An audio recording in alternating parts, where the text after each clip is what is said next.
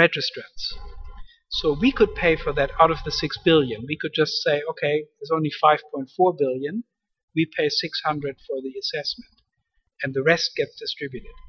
But we really don't want to do that. We want to say to the registrants, you pay for the assessment of your own medicine, and that way nobody is tempted to register a medicine that they don't have confidence in. Right? Because otherwise I can register some idiotic medicine and say, let's see, maybe I get some money, maybe I win. We don't want those medicines. We want medicines that really work.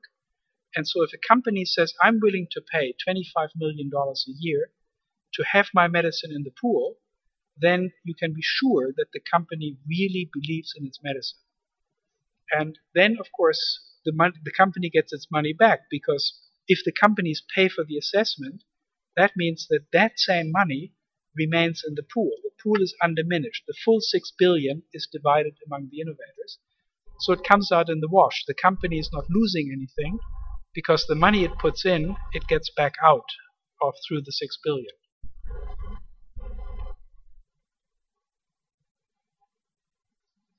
It's free. You don't have to pay for it.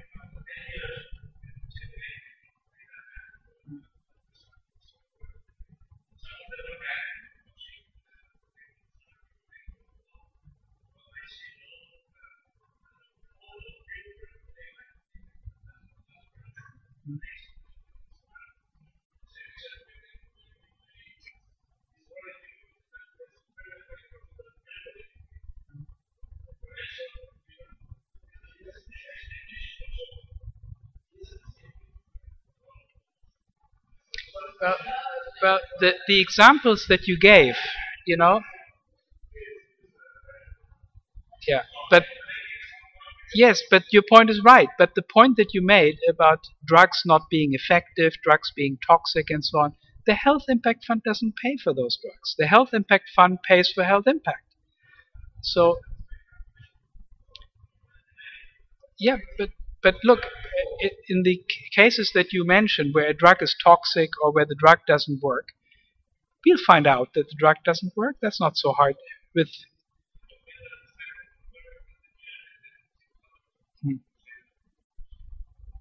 just measure how much impact there is and pay on that basis.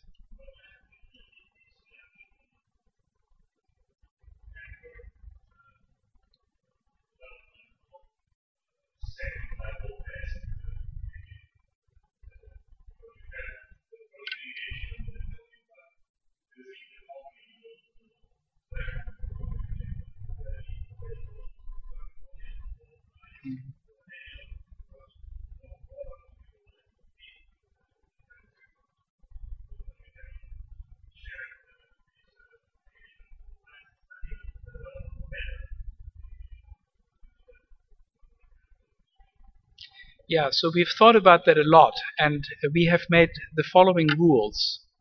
The first thing is, if you have a new medicine and you register, then you get paid for the incremental health impact. So if, let's say, all people or most patients already had medicine A, and your medicine B is better, then you will be rewarded, when people switch from A to B, you will be rewarded for the additional health impact. But there's one exception. The exception is when A is also your drug, same company. So if you're improving your drug, you continue to be paid for the entire health impact of B, even the part that A alone would have achieved. So we want to incentivize improvements. Companies should constantly think about making their drug better. And so we give them the full credit for what they had already achieved, and we pay them for the increment in addition if they make the drug better. For example, often you can find a better way of taking the drug. Let's say 1 pill instead of 3 pills a day, or with time release or something of that sort, which makes it easier to comply. And any improvements of that sort, the company gets the full benefit of the improvement.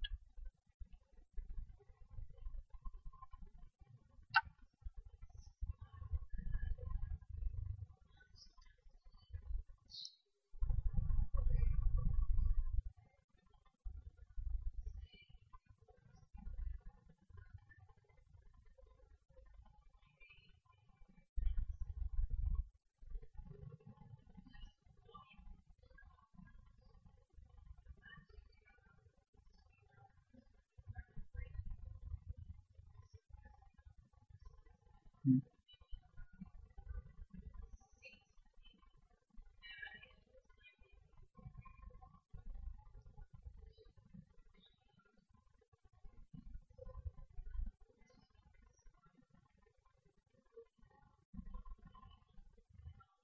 Mm.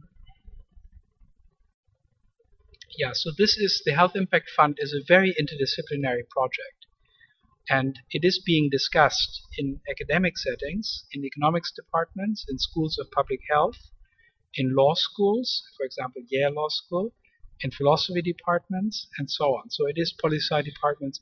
So it is something that people pay attention to. It's a very interesting problem. We all understand that there's a problem. I showed you the health professionals. Everybody agrees that the present system is flawed. And so people are thinking about solutions, but solutions are difficult because they need to draw on all these different disciplines. And so an economist alone cannot find a good solution, certainly not a philosopher. A medicine person cannot alone find a good solution, a pharmacologist, a public health official. You need all these skills together. I've learned so much about diseases that I never even heard of before, that, schistosomiasis or something, I had no idea that it even exists, nor could I pronounce the word. So we need to bring these things together and create a joint collaboration. And in the moment, of course, it's more on the research side than on the teaching side. But there is a lot of work. Even, the Wharton School of Business in Philadelphia, they did a project with students doing, studying this and trying to come up with solutions and so on. Students are incredibly creative with something new, and you give them something and said, solve this for me, and they go to work and work day and night and try to solve it, And so, yes, we're working in the academy, but we have to also get outside the academy. We have to get the media interested, and politicians, pharma companies, insurance companies, and so on, because it will really only happen if there is buzz coming from everywhere, so to speak, to single out the idea.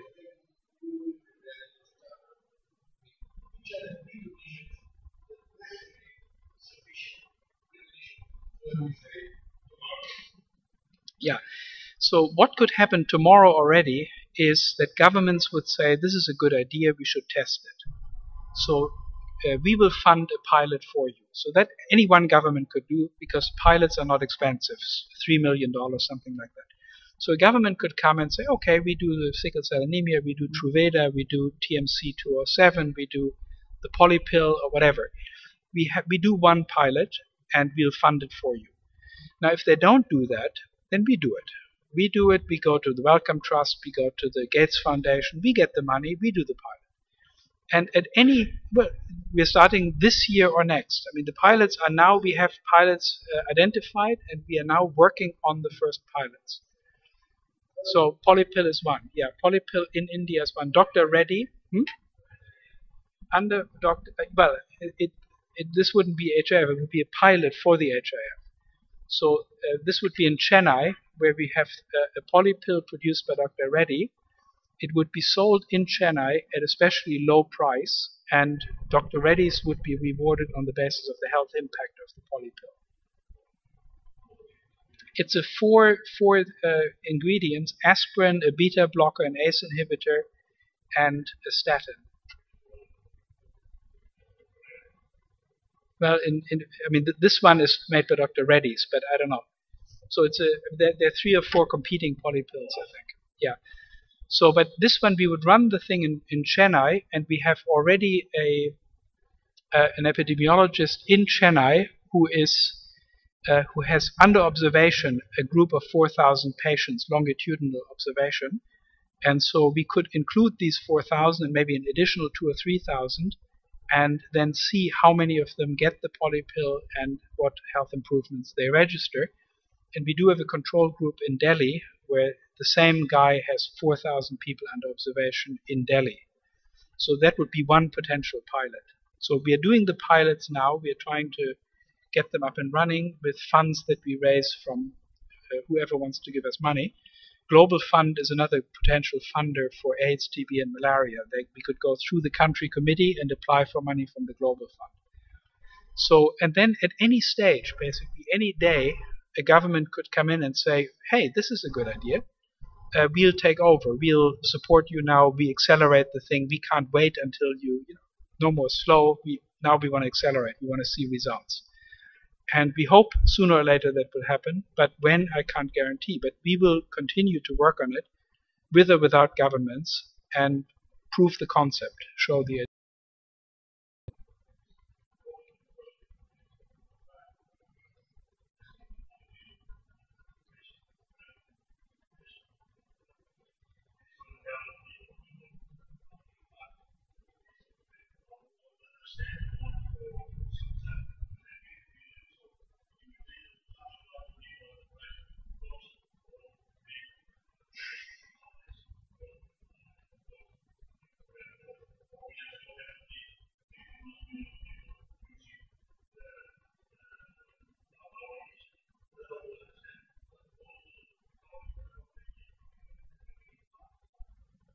I'm not looking at the economic impact. We're looking at the health impact.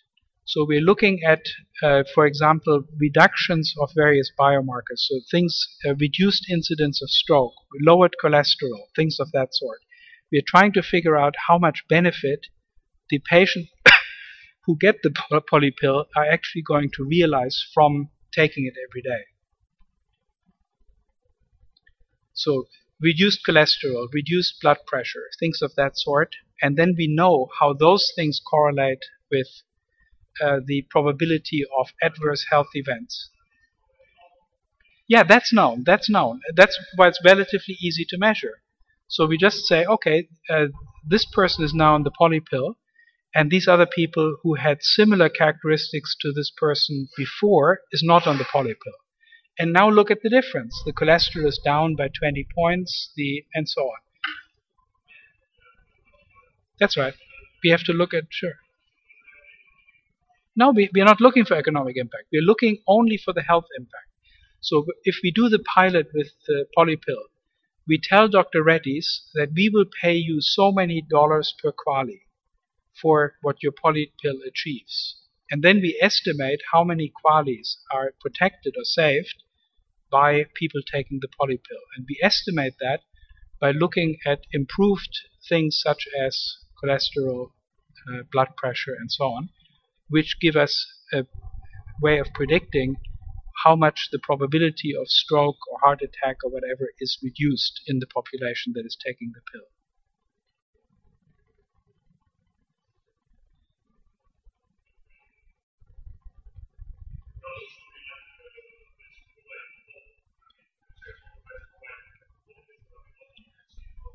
No. Yeah.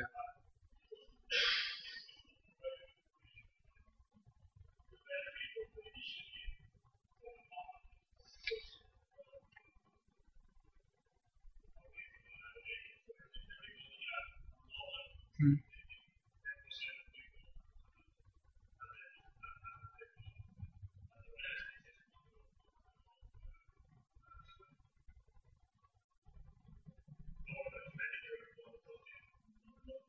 Hmm. Yeah, the company will be rewarded depending on how well it targets the people. About 2.5% of the population can really benefit from the poly pill. Right, a 14-year-old girl with normal health doesn't need the poly pill. So we will look not only at the sales figures, how many poly pills you sell, but we will look at who is actually getting the poly pill and whether those people are the right patients.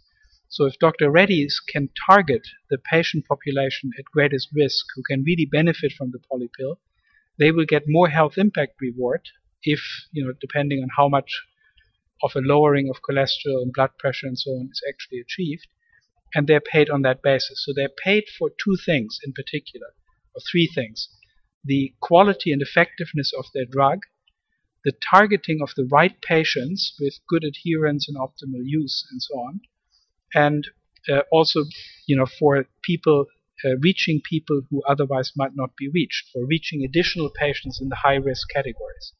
So, for example, if I were Dr. Reddy's under the system, I would say I would get myself a van and I would go around neighborhoods in Chennai and say, if you are worried about your cholesterol or high blood pressure, whatever, come in and get tested for free.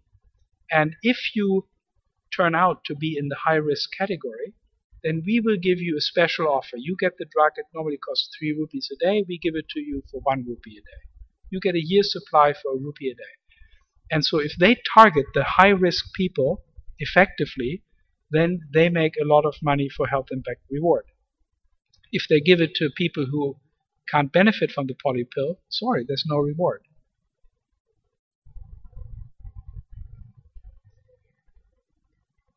Or take the poly pill. Yeah, that's right. I mean, especially you should quit smoking because you don't believe in drugs.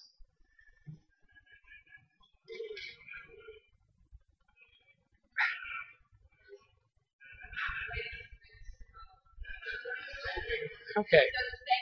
Sure.